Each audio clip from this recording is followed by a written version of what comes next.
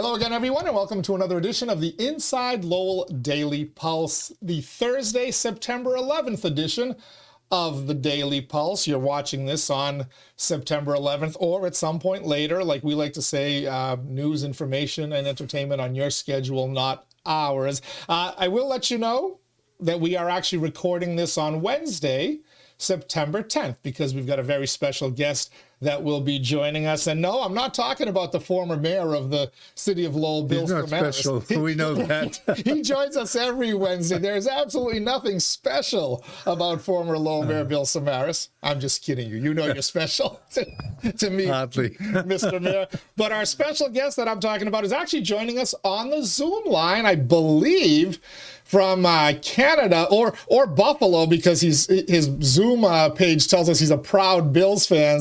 But we're chatting with Marc Kealey. He is a senior advisory board member with the Urban Economy Forum. He is the founder of Kealey and Associates, and he's joining us here on Inside Lowell. Marc, thank you so much for agreeing to be with us this morning, sir. Teddy, it's absolute pleasure to be here. Thanks for having me. See, I knew we'd find a guest. You're up in Canada, correct, Marc? I am. I'm in Toronto, the center of the universe. All right.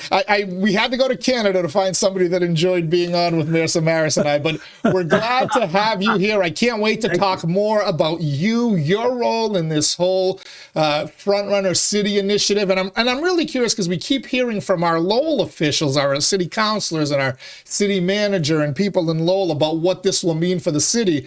But I really want to kind of get a sense of what exactly is it and what are the people in the Frontrunner City Initiative looking for from the city of Lowell. So excited to chat with Marc. Let me just quickly thank my Daily Pulse sponsors. We've got Ray Booten, licensed realtor in Massachusetts and New Hampshire, certified appraiser in both states as well. So if you need to buy or sell a home, a business, or a commercial property, you need to get in touch with Ray Booten today, and you can find him easily enough online at realestaterayBooten.com. Thanks as well to our friends at WellPoint. You notice we're coming to you from the WellPoint studios. It's the only health plan offering healthcare benefits exclusively to Massachusetts GIC members at WellPoint. Your whole health is their whole point. Thanks to WellPoint, thanks to Ray. We'll thank our other sponsors in a few minutes, but I want to get right into it with Marc Kealey, our special guest here on the Daily Pulse. Marc, tell us a little bit about yourself and how you came to be involved with this United Nations group and initiative, the Urban Economy Forum, and specifically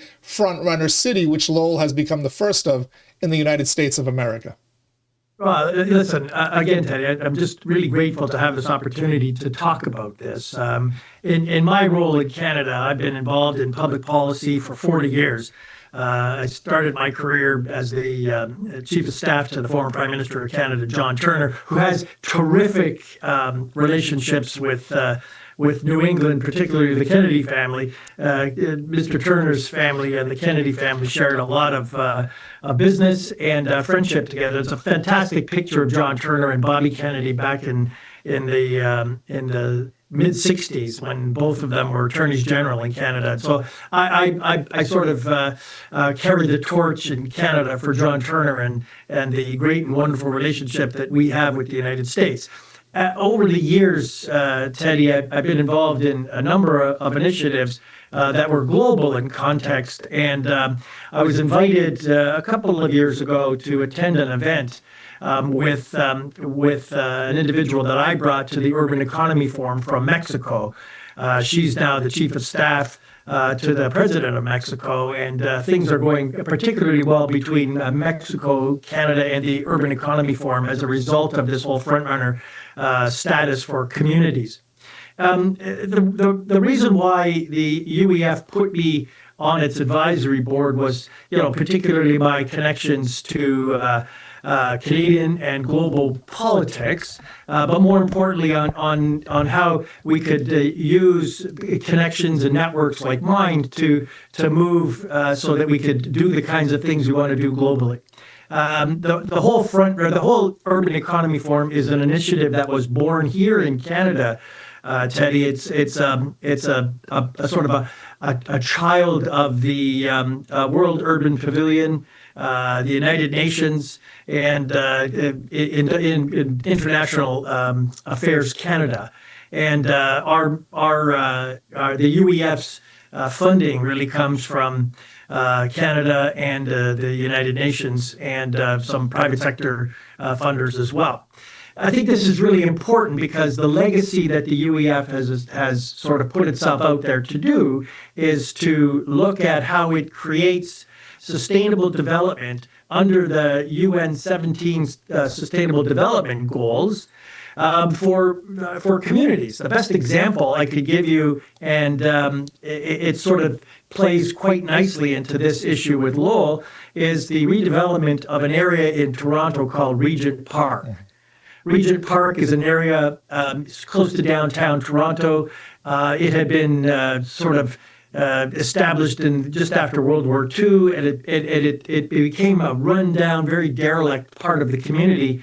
But the United Nations, the Urban Economy Forum, local developers, and others, including the Government of Canada, CMHC, or Canada Mortgage and Housing Corporation, sort of came together to say, look, we want to fund this initiative, and it has created an extraordinary new community in that part of the city of Toronto. And that prompted a real rich discussion that we had with what we call the Urban Economy Forum, the 6th Urban Economy Forum. We had that presentation last October, and it was then that a particular politician attended from the city of Lowell, Massachusetts, one very, very assertive Danny Rourke. And I find it fascinating because after I made my presentation at the UEF 6, we called it, Rourke comes up to me and says, "Hey, Mac, you got a CAD?" And it was that sort of started the whole process of having Lowell ingratiate itself not only with the UEF, but to become a frontrunner community. It's a very, very good story.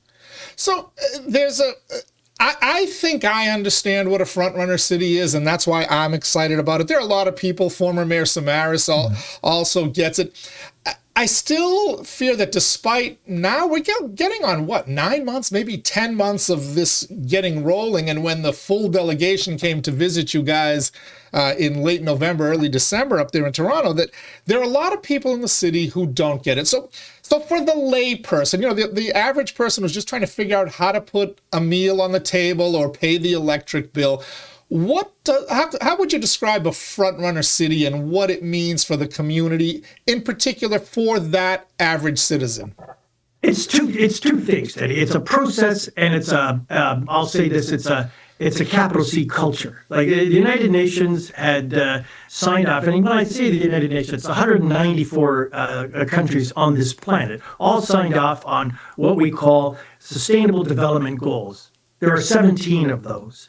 And some of them are hard to attain, but once a community says we want to live by this culture of sustainable development goals, we saw that very loud and clear because one of those sustainable development goals is to make sure that a local community, because this is all municipal driven, a local community council plays a huge role in the oversight of these kinds of initiatives, and we've seen that in spades out of Lowell, and that got us very, very, attracted not only to the prospect of having a frontrunner community by the name of Lowell, Massachusetts, but it would be the first in the United States. In Canada, we have now 3 frontrunner communities, one in the city of Toronto, 2 in the city of Richmond Hill, north of the city of Toronto, and the 3rd in Kitchener, to the west of Toronto. All of those are major urban centers, very mature with good councils. And when we met with the mayor of Lowell, it became very clear that his assertiveness, his willingness to say, look, we think we could glob onto these 17 sustainable development goals, and we know that based on I'd say the professional staff that you have in the city of Lowell, led by Tom Gold, and the council really put a huge full court press on the notion that this is something that we could really we could embrace and we could achieve. And so we've seen, because there's a lot of back and forth between the UEF and the city of Lowell to attain that frontrunner status, and they've really they put themselves forward in a way that gives a lot of comfort to the UEF and a lot of credibility to the city of Lowell to be that. So it's really a shout out to the council and to the staff in the city of Lowell that this has been attained by Lowell. It's good to hear that, and especially when you talk about American and Canadian relationships, that is so important. But you know what? As the former mayor of the city, I mean, I really have a good idea and an understanding of what the city has to offer. And when you talk about the 17 goals and what have you, I could say that we could have done them ourselves in a sense. We could have outlined that. But, with that said, is there anything else? I mean, when you look at us, and I look at what the front runner city could mean to the city, I think it's a marriage made in heaven, so to speak. I mean, it will work. I know it can work because of our research university, our college for workers, and things like that. But the issue is there any steps that we should be looking at this particular point to ensure that this continues and we do, we'll say, step into the future and develop a really great working relationship? Because this is the world stage. I mean, it's a little different from working, at the state level or even at the federal level. This is the world stage. And I think some people are like saying, why are we there? Can we be there? When Teddy talked about, some people need to have a better understanding of this. Is there any other step that we're missing at this particular point? Look, I mean, this is it's a global initiative, and I think that's a good point that you make, Your Worship. We call our mayors in no, I do like the titles. I mean, I did try to get it changed. I'm doing that. So I just, I'm not only I think it's important that you get that honorific. So there you go. But yeah, to your point directly. Look, I think as I said, there's 2 points here. Lowell has really positioned itself to be a credible recipient of this kind of an honor. But more importantly, you're right. The local developers in and around New England and Lowell and Massachusetts could say, yeah, I think this is what we want to do. But you have the weight and the heft and the capital, I think, from the world that could descend upon Lowell to say, do this, and this could be a domino effect for other frontrunner communities in the United States. I think it's a huge win for the United States. It's a huge win for Lowell, and it really does play very, very well into the new global initiative on sustainable development. So I think, I'm not saying this to be pedantic, but I think people in Lowell should say, or should look at this and say, wow, we are really on the world stage with this kind of an initiative. And I hope that prompts people to think a little more global in how they want to see that kind of development occur in Lowell. And look, I think this plays so well into this issue as well.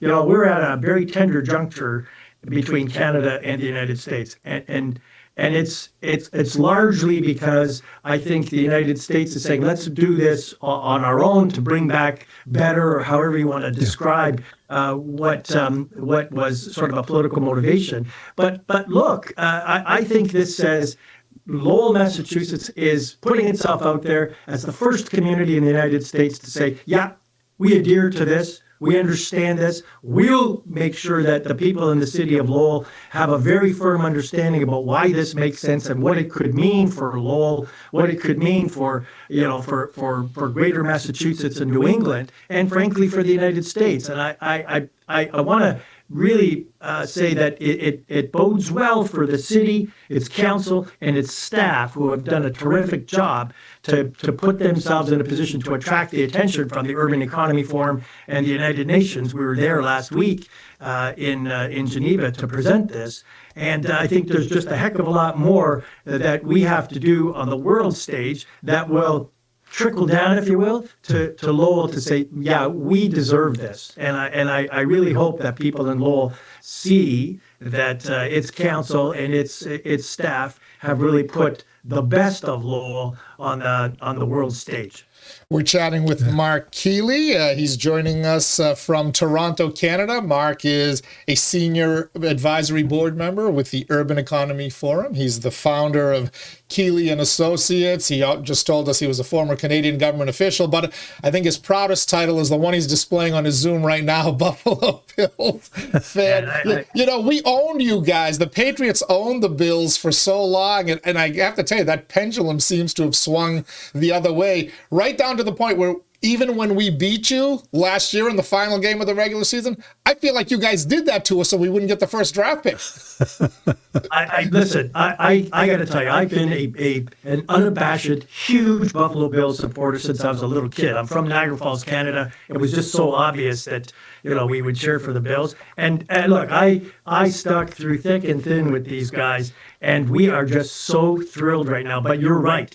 There is a visceral hatred for the Patriots in Buffalo, and I think we just, you know, a lot of it was owed to the fact that you guys had probably the best quarterback ever to grace the NFL in Tom Brady, and I don't mind saying we're glad he's gone, and your team is terrible. You're not wrong, and I'm afraid that may be the case this year as well. So one of the other questions I get from a lot of people, and I'll be quite honest with you, the question has actually come from developers who met with Eduardo Moreno and the delegation that came here in July to Lowell. Where does this money come from? We keep hearing about investment and low interest loans and maybe seed money, and that number's grown. We started at, maybe it'll be $1 billion, and then $2 billion, and then everybody came back from Geneva throwing around the $5 billion number, which in terms of investment, which only got more people saying to me, I don't get where this money is coming from. So where does this money come from? How will it become available to the city of Lowell?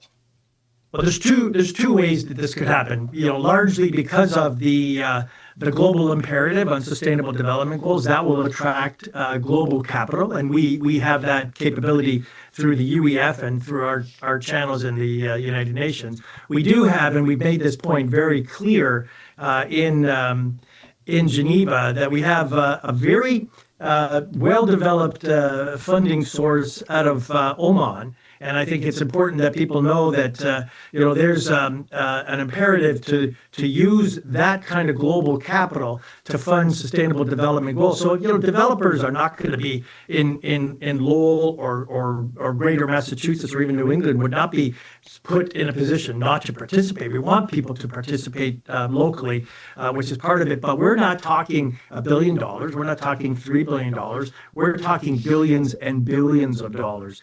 And so when you think about that in and of itself, I think that puts Lowell in a position where a lot of global capital will descend on Lowell in a very short period of time to do the kinds of projects that make a heck of a lot of sense, that adhere to what we're talking about from a global perspective on sustainable development goals.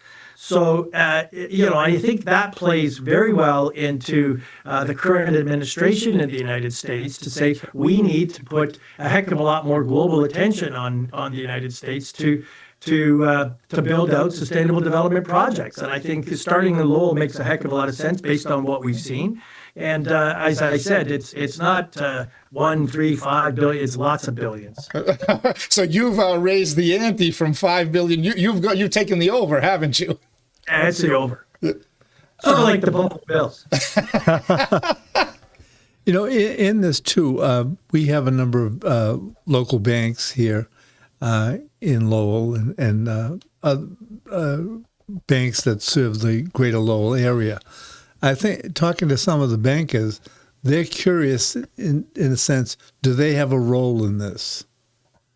Sure, they do. Anybody who's in the business of, I'm just going to say, if you want to get really granular about it, anybody who can issue bonds, who can make loans, who can invest, whether it's equity or otherwise, could certainly participate in this. Nobody would be left untouched because there's a benefit to everybody that will participate. Everything that happens. This is not, I think that when you think about this too, there's a benefit by investment and there's a benefit by outcome. And I think we're seeing that very, very clearly in the enthusiasm and the excitement that we're getting from even global investors who are looking at what's happening with Lowell, who are looking at what's happening with Richmond Hill, Ontario, who are looking at what's happening in Kitchener. We've got other frontrunner communities right now under consideration in Latin America, Asia, Africa. All of those things are really igniting a tremendous amount of excitement for global capital. And it's interesting you asked that question, because one of the things that I sort of yell and scream about this to investors globally: if you think this is good, put your money where your mouth is, because you're going to get a benefit for doing it. And look, we've seen some very good thought put into what kind of projects Lowell wants to do that have huge benefit, not only for the city of Lowell, but for, and I'm just going to make for Massachusetts, the greater New England, and even the United States altogether. So, Marc, it's Teddy again. The city, I know, proposed a bunch of projects to you. We got some videos of a presentation they made. I should say some slides of a presentation. But from your perspective, because you strike me as a guy who wants to get the ball rolling. I watched you at that meeting in Geneva on Monday, and you said, I'm kind of getting tired of the this is what we should do, this is what we could do, and you kind of said this is what we now need to do. So you want to see some action. So from your perspective, because I think you have a little bit of pull with these folks, what kind of project would you like to see for the city of Lowell? I've heard about a community center in Regent Park with, like a swimming pool and other things. We talk about transportation initiatives. I know here in Lowell, we once dreamt of a revamped trolley system that would connect from our train and bus station all the way through the downtown and the national park and the university. Are these the type of projects that you're talking about with these global investors that come with the billions of dollars of funds? Or is it more just kind of the traditional housing with first floor retail, et cetera? What are you pushing for, Marc? Oh, it's a lot more innovative than that, Teddy. So I would take your first point. We're looking at having projects that envelop good academic partnerships. So we're looking at UMass Lowell as an example, and we've had a discussion with the chancellor and the president at UMass Lowell. MIT, we want MIT to play a role. We want Harvard to play a role. These are big global academic institutions who can certainly help on projects and the development of projects that have that kind of global pull and outcome and appeal. And then, of course, you're right. Under sustainable development, housing plays a role. Transportation plays a role for sure. But when you're thinking of large-scale projects, these are multi-billion-dollar projects. I think the onus has been put onto planning at the city of Lowell. They've shone.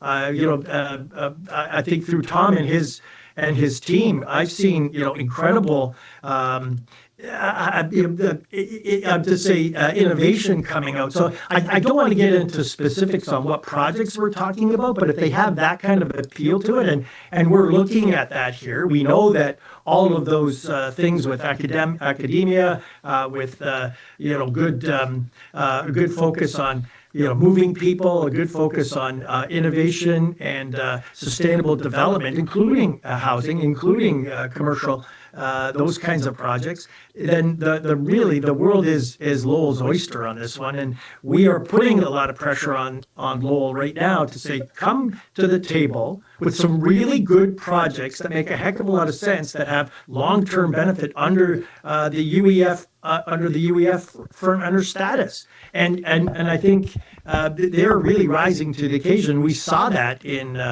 Geneva. We've certainly seen that in the outreach that we've had here from Lowell and in Lowell. So I think to answer your question very, very specifically, we're leaving a lot of that to Lowell to put on the table, and we're seeing good results so far. How soon will people, again in the city, the average resident, start seeing those results?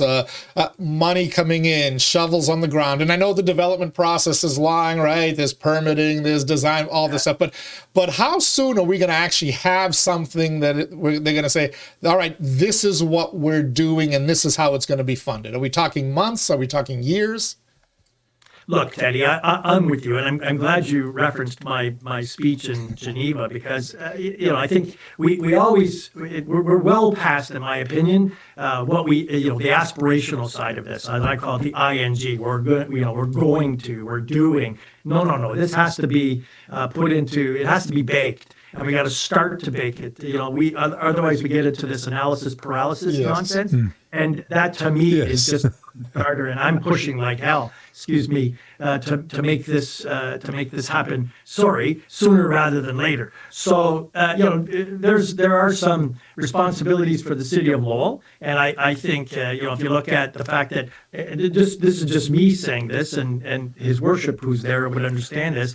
I want to make sure that the city council, there's some continuity. I know that there's an election that's happening in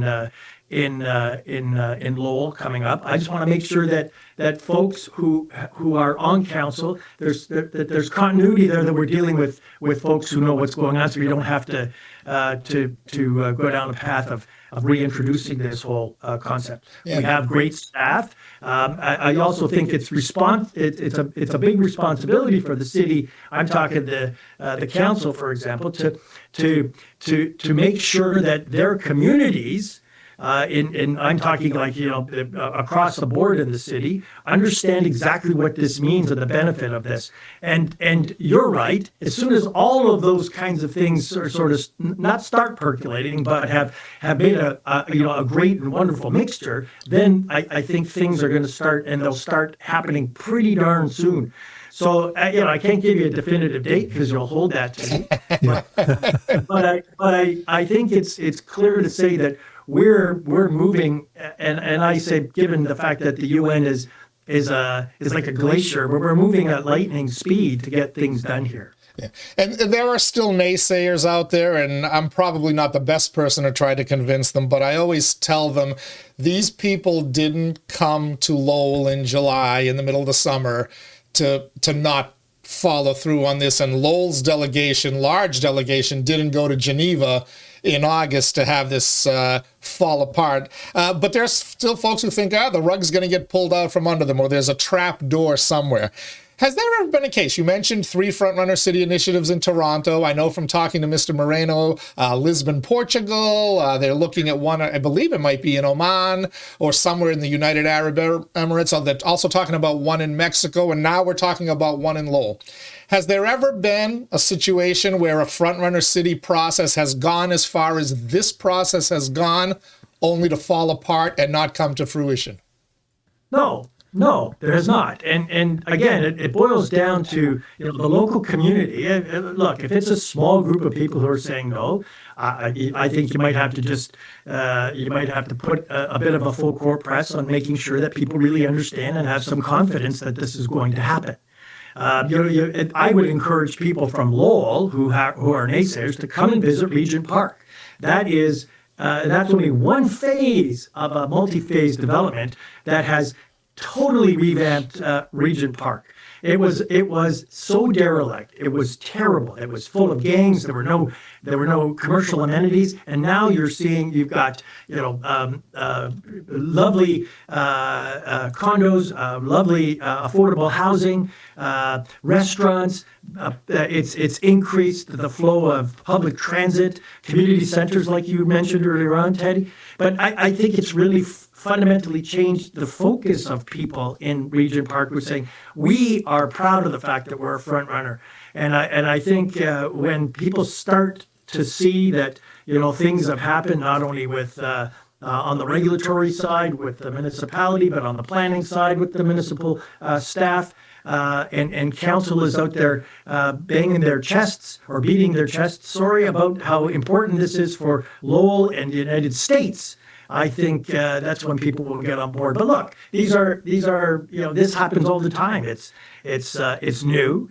People are cynical by nature these days anyway, and I'm an optimist by nature, Teddy. So I love the fact that your mayor, Danny Rourke, had put himself in a position to be so assertive to want to do this, to actually come to the UEF 6, and now here it is a year later, they're coming to UEF 7, and they will be presenting, here's what we did to get where we are. And I think all of that adds to the messaging that people in the city of Lowell need to hear to get confidence that this is going to happen. But no rug has ever been pulled out of anybody. You're going down the path where you have good rigor, oversight to make sure that when you do announce that this is a front runner community, that they do everything in their power to make sure that that it gets done. Well, another way, I mean, Teddy brought up some good points. And the thing is, I can understand the effort and work that I may have put into this process. But, we're in a society that looks for immediate gratification. That's, I think, becomes problematic in today's world. Is there anything that we can do or that can be done in a small way that will, be an indicator of its potential?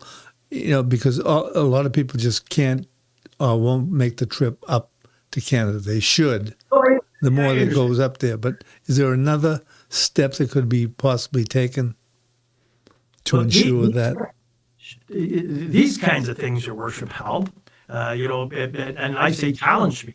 This is, words are cheap, and we all know that. But yeah. I think what you're saying is we want to see some action, and I think we've seen some action with Lowell in the city of Toronto at the Urban Economy Forum at the World Urban Pavilion. Okay. We've seen World Urban Pavilion and the UEF in Lowell, and we've seen the World Urban Pavilion, the Urban Economy Forum, the UN Habitat and the city of Lowell at Geneva at the United Nations. So we've done it right, sell that.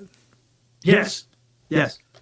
And I think people just, I'm not trying to be, just to take your words and say, don't worry, but look, let this thing play out, because it's going to play out, and when it does, it is so big.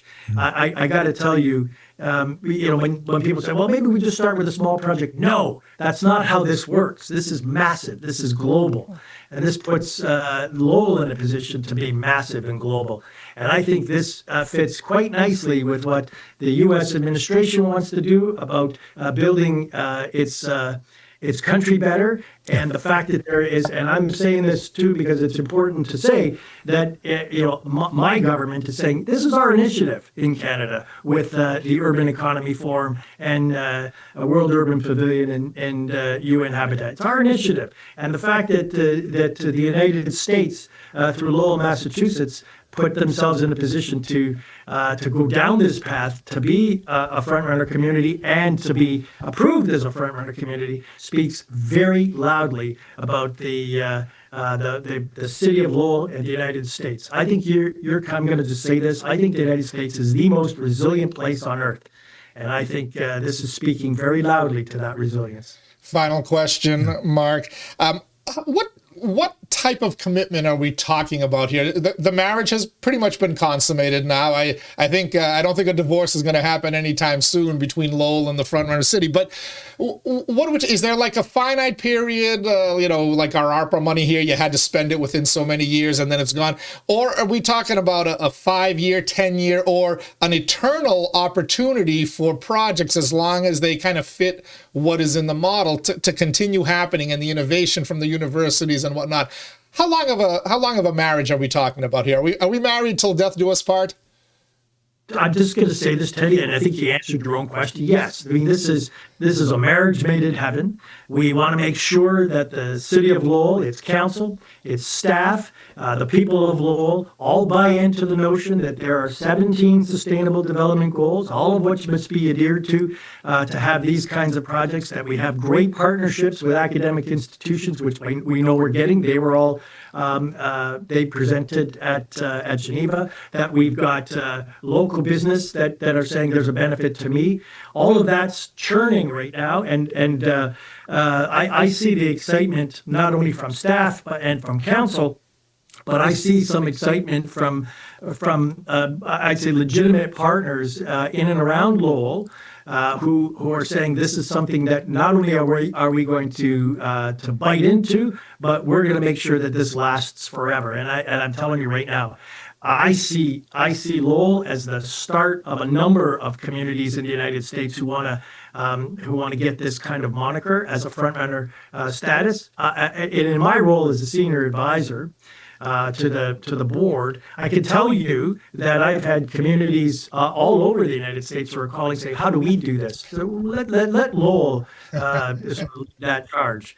And I'm telling you, that's why I'm hopeful that we see some continuity after the election. Sorry for being so bold about that, but I think the people of Lowell should be looking very clearly at this council and say what great leadership they've seen by these folks. All right. Marc Kealey, Senior Advisor to the Urban Economy Forum, founder of Kealey & Associates, and very proud Buffalo Bills fans. I want to thank you for joining us here on the Daily Pulse. I, for one, am excited. I know his worship. I can't believe I now have to call him his worship. I know he's excited. Thank you for that. But hopefully the rest of the city and the naysayers start to catch on a little bit and think about how this could make their lives better on a day-to-day basis. But God bless both of you and your worship. Thank you. And I got one thing I gotta say. You were very clear. Well, go Bills. Go ahead. All right. If the Patriots can't win it, I'm going to tell you, I'm going to root for your Bills because you're long overdue. Thank you so much, Marc. I'm holding you to that, Teddy. Okay, all right. cheers. Well, hopefully we'll talk to you again soon. That is Marc Kealey from Toronto, Canada, the Urban Economy Forum there. You heard what he had to say. I'm still going to call you Mr. Mayor. I refuse to call you your worship. I do like that. We'll have to talk. But no, he was very clear on the role. And when he talked about the continuity and whatever, that is important. Yes, very, indeed. very important. Yes, indeed. So lots more to come in the coming weeks and months. Lots more to come here on the Daily Pulse on the Frontrunner City developments as they start to happen. Thank you for joining us today on Thursday, September 11th, or whenever you are watching this. We did record it on Wednesday morning, September 10th, to accommodate Marc's schedule. Reminder that on the Friday show, September 12th show of the Daily Pulse, we're going live. We're going to get your feedback on the Shaw Farm Pulse line. You'll be able to text in to our live show that's going to go on the air at 10 a.m. So we certainly hope to see you there. We'll tell you more about it in coming shows, and look for more online and on our Inside Lowell social media sites. Till next time, everybody, stay safe, and I will see you on the other side.